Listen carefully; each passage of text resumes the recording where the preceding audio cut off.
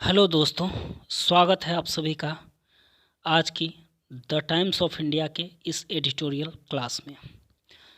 हर रोज़ की तरह मैंने आज भी आप सभी की सुविधा के लिए जो इम्पोर्टेंट वर्ड्स मुझे लगे मैंने उन्हें यहाँ नोट डाउन कर लिया है। आप चाहें तो इसे नोट डाउन कर सकते हैं। आप लोगों को बता दूं कि मैं सारे वर्ड्स नोट डाउन नहीं कर पाता हूं क्योंकि काफ़ी वर्ड्स हो जाएंगे। मुझे जो काफ़ी महत्वपूर्ण वर्ड्स लगते हैं मैं उन्हें ही नोट डाउन करता हूं और बाकी के जो वर्ड्स बचते हैं उनकी मैं रीडिंग के टाइम मीनिंग बोलता रहता हूं। अगर आप लोगों को कोई वर्ड ऐसा हो जिसकी मीनिंग आप लोग जानना चाहते हो मगर नहीं पता हो तो आप मेरे बोलते वक्त उसे नोट डाउन कर सकते हैं। चलिए, आप लोग इसे नोट डाउन कर चुके होंगे, अब आगे बढ़ते हैं। बाकी के वर्ड्स ये रहे, इन्हें भी नोट डाउन कर लीजिए या फिर स्क्रीनशॉट आप चाहें तो ले सकते हैं। और अगर क्लासेज आप लोगों को पसंद आती हैं तो लाइक ज़रूर कर दीजिएगा और साथ ही साथ चैनल को सब्सक्राइब करके नोटिफिकेशन आप दबा लीजिएगा ताकि जब भी न्यू क्लास अपलोड हो तो आपको नोटिफिकेशन आ जाए। मैं बता दूं कि मेरी क्लासेस जो हैं वो सुबह को अपलोड नहीं हो पाती हैं, मैं रात को ही अपलोड करता हूं। इसके पीछे रीज़न ये है कि मुझे टाइम की कमी मेरे पास होती है, मुझे टाइम नहीं मिल पाता है। सुबह में मैं ऑफ़िस के लिए रेडी होता हूँ, ऑफ़िस जाता हूँ, फिर रात को आ कर के ही मैं वीडियो रिकॉर्ड करता हूँ। ठीक है। तो अगर आप लोग कोई एडिटोरियल का वेट कर रहे होंगे तो आज की एडिटोरियल आप लोगों को कल ही मिलेगी, आज नहीं मिल पाएगी। ठीक है। ऐसे मैं देखता हूँ आगे जाकर अपना जो रूटीन है उसको चेंज करने की कोशिश करूँगा, तो अगर चेंज हो जाए तो कोशिश करूँगा कि सुबह में ही वीडियो लाऊँ। ठीक है। चलिए, आशा करता हूँ आप लोग इसे भी नोट डाउन कर चुके होंगे। चलिए फ्रेंड्स, हम लोग शुरू करते हैं आज की क्लास। इस जो एडिटोरियल का नाम है उसका नाम है गुड कैन बी बेटर। अच्छा तो है लेकिन और अच्छा हो सकता है और अच्छे होने की गुंजाइश है। बहुत अच्छा नहीं है। क्या नहीं है, किस चीज़ के बारे में बात हो रही है? तो ये एक्चुअली एक डेटा आया है, इकोनॉमिक डेटा, इंडियन जीडीपी के बारे में। जीडीपी का मतलब होता है ग्रॉस डोमेस्टिक प्रोडक्ट। इसका मतलब ये होता है कि हमारे देश में एक साल के अंदर जितनी भी चीज़ें उत्पादित होती हैं उसको जीडीपी के अंदर रखा जाता है। तो चलिए हम लोग आगे बढ़ते हैं। तो इसमें इंडियन इकोनॉमिक के बारे में बात की गई है। हेडिंग है जो सबटाइटल है वो है that urban rural spend on food is falling shows rising incomes but consumption growth is lagging GDP growth. That मतलब हुआ अर्बन मतलब शहरी, रूरल मतलब ग्रामीण, स्पेंड मतलब खर्च करना, ऑन मतलब पर, ऑन क्या है, प्रीपोजिशन है। दैट अर्बन और रूरल स्पेंड क्या है, सब्जेक्ट है। हालांकि ये सब्जेक्ट सिर्फ अर्बन और रूरल नहीं है, that urban rural spend on food ये सारा सब्जेक्ट है। ठीक है। तो उसके बाद क्या है, वर्ब है इज मतलब है, फॉलिंग मतलब गिरता हुआ, शोज मतलब दिखाता है। अब देखिए यहाँ पे कई सेंटेंसेस आपस में ऐड हैं। ठीक है, मैं आपको तोड़ कर समझाता हूँ। चलिए आगे बढ़ते हैं। पहले शोज मतलब दर्शाता है, राइजिंग मतलब बढ़ते हुए, उठते हुए, इनकम मतलब आय को। ठीक है। पहला एक सेंटेंस है क्या, तो that urban rural spend on food is falling. ठीक है, इसमें subject that urban rural spend on food है, इसके बाद वर्ब है इज और उसके बाद फॉलिंग वी क्या है, वर्ब है। इसमें दो वर्ब हैं, इज को एक्सिलरी वर्ब कहा जाता है और फॉलिंग जो है वो मेन वर्ब है। ठीक है। तो इसमें ऑब्जेक्ट वगैरह नहीं है। तो ये एक सेंटेंस हुआ और फिर ये एक अलग सेंटेंस पूरा का पूरा, ये इनकम तक जो है ये एक अलग सेंटेंस है, इसका सब्जेक्ट ये पूरा है। That urban rural spend on food is falling, ये पूरा सब्जेक्ट है। इसका वर्ब हो गया शोज और फिर इसका जो राइजिंग इनकम है ये ऑब्जेक्ट हो गया। ठीक है। तो इस तरीके से दो सेंटेंसेस हैं आपस में और उससे दो सेंटेंसेस को जोड़ करके एक बड़ा सा सेंटेंस बनाया गया। तो शहरी ग्रामीण लोग क्या कर रहे हैं, भोजन पे खर्च करते हैं। ये क्या कर रहा है, इस फॉलिंग गिर रहा है। मतलब शहरी और ग्रामीण लोग जो भोजन पे खर्च करते हैं वो उनका जो खर्च करने का जो कैपेसिटी है, या खर्च जो कैपेसिटी नहीं, कैपेसिटी तो होगा लेकिन वो खर्च कम कर रहे हैं, वो गिर रहा है। ये दिखाता है, क्या दिखाता है, शोज़ मतलब दिखाता है कि इनकम, उनका आय जो है वो बढ़ रहा है। तो कहिएगा, अरे आप सोचिएगा, अरे ये ऐसा कैसे हो सकता है, किसी की आय बढ़े तो वो खाने पे कम खर्च करेगा, ऐसा क्यों भाई? आय बढ़ेगा तो आय बढ़ने पे लोग ज़्यादा खर्च करेंगे ना। लेकिन यहाँ पे इकोनॉमिक्स का कुछ रूल अलग है। रूल अलग ये है कि यहाँ पे जब जैसे जैसे इनकम लोगों का बढ़ता है ना, तो वो जो बेसिक चीज़ें होती हैं उस पर खर्च ना करके अन्य चीज़ों पे खर्च करते हैं। मतलब जो उनके लिए ज़्यादा जैसे शौकिया चीज़ें हैं, जैसे खाने में मान लीजिए कि आज ये लोग जो हैं ये फूड की बात कर रहे हैं, तो ये बेसिक फूड की बात कर रहे हैं, ठीक है। जैसे अगर आप आज तक रोटी खा रहे थे, लेकिन रोटी चावल खा रहे थे, लेकिन कल अगर आपकी इनकम बढ़ जाए, अच्छा खासा पैसा आप कमाने लगे, तो आप क्या करेंगे? आप कहेंगे ना ना, रोटी कौन खाता है, रोटी की जगह पे कुछ और खाओ, फल खाएंगे, है ना, हरी सब्जियां खाएंगे महंगे महंगे। तो ये चीज़ें हैं, यहाँ पे कॉन्सेप्ट ये है। तो इनकम बढ़ रहा है तो वो खर्च फूड पे ना करके अन्य चीज़ों पे कर रहे हैं, ठीक है। तो ये है।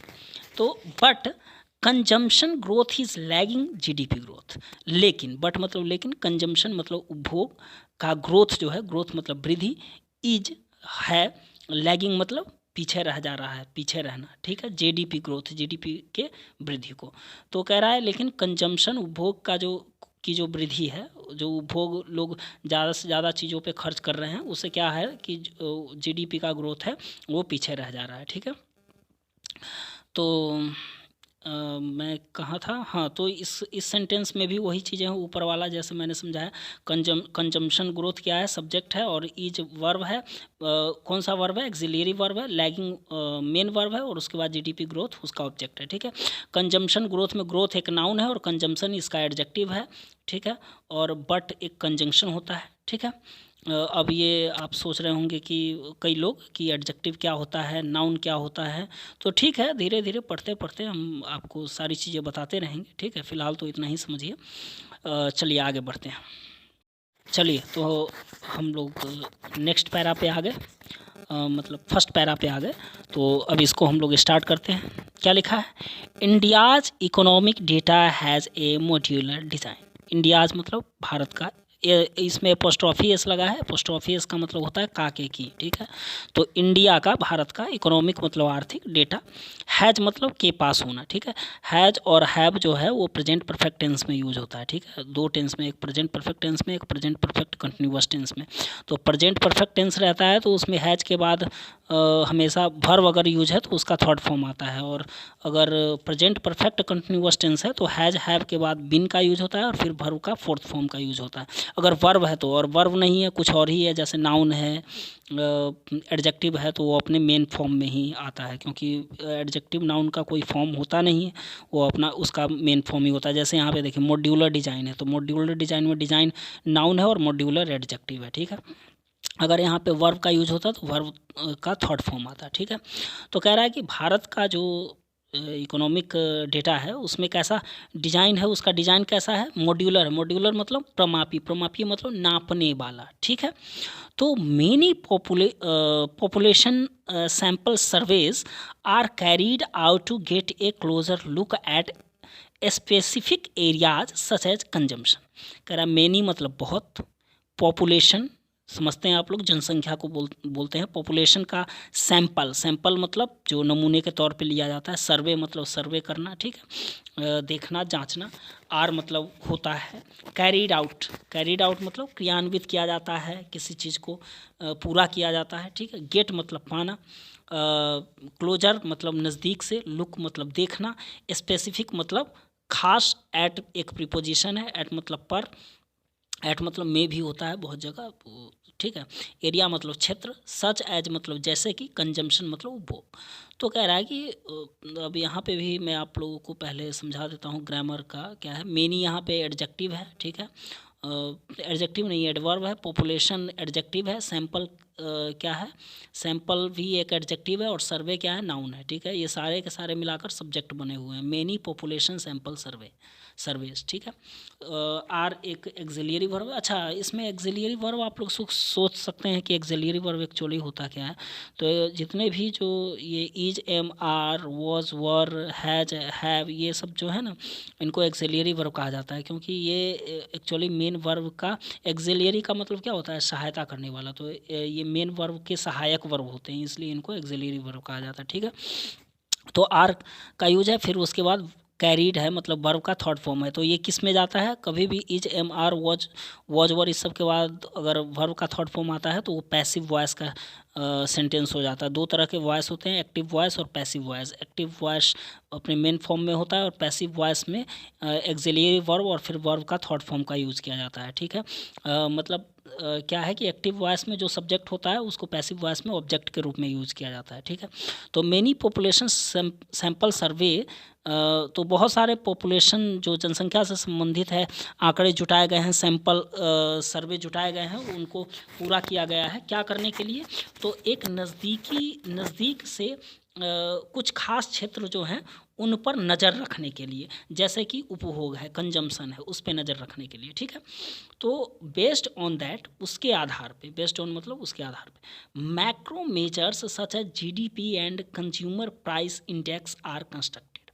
तो मैक्रो मतलब बड़ा, मेजर मतलब पैमाना, माप, सच एज जैसे, जीडीपी और कंज्यूमर प्राइस इंडेक्स, कंज्यूमर मतलब ये जो उपयोग करने वाले लोग हैं, कंज्यूमर उसको उपभोक्ता कहते हैं, प्राइस मतलब प्राइस, इंडेक्स मतलब सूची, और आर फिर यहाँ पे पैसिव वॉइस आ गया, आर कंस्ट्रक्टेड, क्योंकि आर के बाद वर्ब का थर्ड फॉर्म का यूज है। कंस्ट्रक्ट मतलब निर्माण करना। तो कह रहा है कि जो बड़े जो पैमाने हैं जैसे कि जीडीपी और कंज्यूमर प्राइस इंडेक्स है, इनको कंस्ट्रक्ट किया जाता है, उसके आधार पे बनाया जाता है, निर्माण किया जाता है, ठीक है। आशा करता हूँ ये पैसेज, ये जो पैराग्राफ है आप लोगों को बहुत अच्छे से समझ में आया होगा। हम लोग नेक्स्ट पैराग्राफ पे अब पढ़ते हैं। चलिए तो शुरू करते हैं नेक्स्ट पैरा। लिखा हुआ है better late than never. Better मतलब बहुत अच्छा, लेट मतलब देर से, देन मतलब की तुलना में, नेवर मतलब कभी नहीं। यानी कभी नहीं की तुलना में कोई चीज़ आप कभी नहीं करते हैं, उससे बेहतर है कि कोई चीज़ आप देर से करें, ठीक है। जैसे आप मान लीजिए आप लोग पढ़ाई करते हैं, तो पढ़ाई कई लोग होते होंगे जो 2-4 दिन कभी नहीं करते होंगे, कई लोग 2 दिन में 1 दिन किताब बुक छू लेते होंगे या कोई वीडियो देख लेते होंगे। तो कह रहा है कि आप कोई काम नहीं करते हैं, पढ़ाई नहीं करते हैं, तो उससे ज़्यादा अच्छा है कि आप भले ही तो 1 घंटे 2 घंटे लेट से ही कीजिए, लेकिन वो ज़्यादा बेटर है, ठीक है। तो कह रहा है GOI मतलब government of India on Saturday published highlights of a household consumer survey carried out between August 2022 and July 2023। Saturday मतलब शनिवार को गवर्नमेंट ऑफ इंडिया ने, पब्लिश मतलब प्रकाशित किया, यहाँ पे वर्ब का थर्ड फॉर्म है। कभी भी सब्जेक्ट के बाद वर्ब का थर्ड फॉर्म आता है तो वो कौन सा टेंस होता है, सिंपल पास्ट टेंस होता है। और ये देखिए फिर से ये एक सेंटेंस था और फिर इस सेंटेंस को यहाँ तक ये दूसरा सेंटेंस से स्टार्ट होता है, हो रहा है हाईलाइट से, तो इसका ये सब्जेक्ट बन गया। अब आप लोग सोच रहे होंगे कि मुझे कैसे पता चल जा रहा है। तो कहीं भी जो वर्ब का यूज होता है ना, दो वर्ब का यूज है, तो इसका मतलब ये हो गया कि ये जो हाईलाइट्स वाला जो वर्ब है ये इसका जो मेन सेंटेंस है उसका ये वर्ब है, और ये जो सेंटेंस था ये यहीं तक था, और इस दूसरे सेंटेंस का ये GOI ऑन सैटरडे पब्लिश्ड ये सब्जेक्ट बन गया, ठीक है। तो ये प्रैक्टिस करते करते आप लोगों को भी समझ में आने लगेगा। अगर समझ में नहीं आ रहा होगा तो, अगर बहुत लोग जानते होंगे तो हो सकता है जानते भी होंगे। तो शनिवार को गवर्नमेंट ऑफ इंडिया ने प्रकाशित किया क्या, हाईलाइट्स, सॉरी नहीं ये हाईलाइट्स वर्ब नहीं है, ये इसका है हाउस होल्ड कंज्यूमर सर्वे, यहाँ पे है वर्ब कैरीड आउट। यहाँ एक्चुअली हाईलाइट्स टी के बाद एस का यूज़ था तो मुझे लगा वर्ब है, वर्ब नहीं है, ये क्या है, नाउन है। यहाँ पे वर्ब जो दूसरा सेंटेंस है उसका वर्ब यहाँ पे है कैरीड आउट, ठीक है, ये है। तो कह रहा है कि GOI ने सैटरडे को पब्लिश किया highlights of a house hold consumer survey. Highlight मतलब, हाईलाइट आप लोग समझते हैं किसी चीज़ को रेखांकित करना, विशेष जोर देना। तो हाउस होल्ड मतलब घरेलू, कंज्यूमर मतलब उपभोक्ता और सर्वे जो किया जाता है, तो उसके हाईलाइट को उन्होंने प्रकाशित किया। तो इसको कैरिड आउट किया गया था। कैरिड आउट मतलब पूरा किया गया था। कब? बिटवीन के बीच में। बिटवीन क्या होता है? प्रीपोजिशन। अगस्त 2022 और जुलाई 2023 के बीच में, ठीक है। तो और हाँ, वर्ब में भी एस ई एस का यूज होता है और नाउन में भी एस ई एस का यूज होता है। नाउन में एस ई एस लगा करके सिंगुलर से प्लुरल बनाया जाता है और वर्ब में एस ई एस लगा करके प्लुरल से सिंगुलर बनाया जाता है, ठीक है। ये भी याद रखिएगा। तो यहाँ पे एस का यूज है, ये वर्ब है, सॉरी नाउन है। तो कह रहा है it is the first such survey in 11 years of what used to be a 5 yearly effort. कह रहा है it is the first such survey. ये क्या है? पहला ऐसा सर्वे है। सच मतलब ऐसा, सर्वे मतलब सर्वे। कितने वर्षों में? 11 वर्षों में। Of what use to be, किस चीज़ के 11 वर्षों में? तो of what use to be a 5 yearly effort, मतलब जो कुछ भी 5 वर्ष जो पंचवर्षीय योजना आती थी उसमें जो प्रयास किया जाता था, तो वो पंचवर्षीय योजना अभी आ नहीं रही है। तो जब से हुई है तब उसके 11 वर्षों में ये पहला ऐसा सर्वे है, ठीक है। पंचवर्षीय योजना का जो प्रयास किया जाता था उसके 11 वर्षों में। तो it will lead to updates of GDP and inflation indices. कह रहा है इट विल लीड, ये क्या करेगा? लीड करना मतलब नेतृत्व करना। ये नेतृत्व करेगा किसका? To updates of GDP. GDP के अपडेट का। अपडेट मतलब समझ रहे हैं, जो अपडेट आता है, ताज़ा कोई चीज़ आता है वो update. And inflation indices. Inflation मतलब महंगाई, मुद्रास्फीति। इंडिसेज मतलब सूची। इंडेक्स का प्लुरल होता है इंडिसेज। तो कह रहा है कि ये नेतृत्व करेगा जीडीपी के अपडेट का और महंगाई के सूची का, ठीक है। आशा करता हूँ ये भी पैरा आप लोगों को अच्छे से समझ में आया होगा। चलिए अब हम लोग नेक्स्ट पैराग्राफ पे बढ़ते हैं। चलिए तो हम लोग नेक्स्ट पैराग्राफ शुरू करते हैं। नेक्स्ट पैराग्राफ है पॉवर्टीज डाउनवर्ड ट्रेंड। पॉवर्टी मतलब गरीबी, यहाँ भी एपोस्ट्रोफी इसका यूज है, यानी गरीबी का। डाउनवर्ड मतलब नीचे की तरफ आना। ट्रेंड मतलब प्रवृत्ति, आदत है ना। मतलब गरीबी क्या है कि वो नीचे की तरफ आ रही है, यानी गरीबी कम हो रही है। टिपिकली का मतलब होता है विशेष रूप से, ठीक है। Typically as incomes increase people spend less on food. देखिए और यहाँ पे वही जो ऊपर समझाया हुआ था उसी का मतलब है। कह रहा है कि विशेष रूप से या औसतन भी होता है। टिपिकल का मतलब यानी सामान्य तौर पे होता क्या है? एज मतलब जैसे, इनकम इंक्रीज होता है, इनकम बढ़ता है। तो पीपल, यहाँ भी देखिए 2 सेंटेंस का यूज है, ठीक है। People spend less on food, तो लोग क्या करते हैं? खाने पे कम खर्च करते हैं। कौन कौन से 2 सेंटेंस है? इनकम्स इंक्रीज, ये पहला सेंटेंस है। दूसरा सेंटेंस है people spend less on food. ये दोनों सिंपल प्रेजेंट टेंस के सेंटेंसेस हैं, ठीक है। चलिए आगे बढ़ते हैं। Expenditure shifts towards other items. यही बातें मैंने ऊपर बताई थी आपको कि क्या है एक्सपेंडिचर, क्या होता है? शिफ्ट हो जाता है किसी दूसरे चीज़ों पर। मतलब खर्च लोग करते हैं लेकिन दूसरे चीज़ों पे करते हैं, खाने पे कम खर्च करते हैं। Relative expenditure on food continues to decline.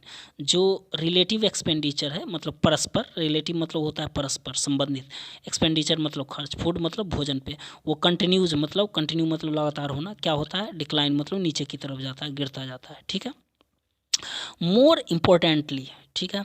यहाँ पे देखिए इम्पोर्टेंटली क्या है? एडजेक्टिव है और इसका एडवर्ब मोर है। Among different items of food relative expenditure on cereals has not only declined but there's also near convergence on percentage expenditure between rural and urban residents. ये थोड़ा लंबा सेंटेंस है, इसको हम लोग ज़्यादा बारीकी से तोड़ करके तब समझेंगे, पढ़ेंगे, ठीक है। तो एमोंग मतलब के बीच, different items of food, different मतलब अलग अलग, आइटम मतलब चीज़ें, ऑफ फूड, फूड भी नाउन है, आइटम भी नाउन है, डिफरेंट क्या है? एडजेक्टिव है, एमोंग क्या है? प्रीपोजिशन है, तो ऑफ भी प्रीपोजिशन है। तो जो आइटम अलग अलग भोजन के हैं। रिलेटिव एक्सपेंडिचर सीरियल्स पे, सीरियल मतलब अनाज होता है, अनाज पर जो परस्पर खर्च है, हैज़ नॉट ओनली डिक्लाइंड, वो न केवल गिरा है। नॉट ओनली का मतलब होता है न केवल, और डिक्लाइन वर्ब का थर्ड फॉर्म है। डिक्लाइन मतलब नीचे की तरफ गिरना। हैज, यहाँ देखिए ये प्रेजेंट परफेक्ट टेंस का यूज है, हैज के बाद वर्ब का थर्ड फॉर्म यूज है, ठीक है।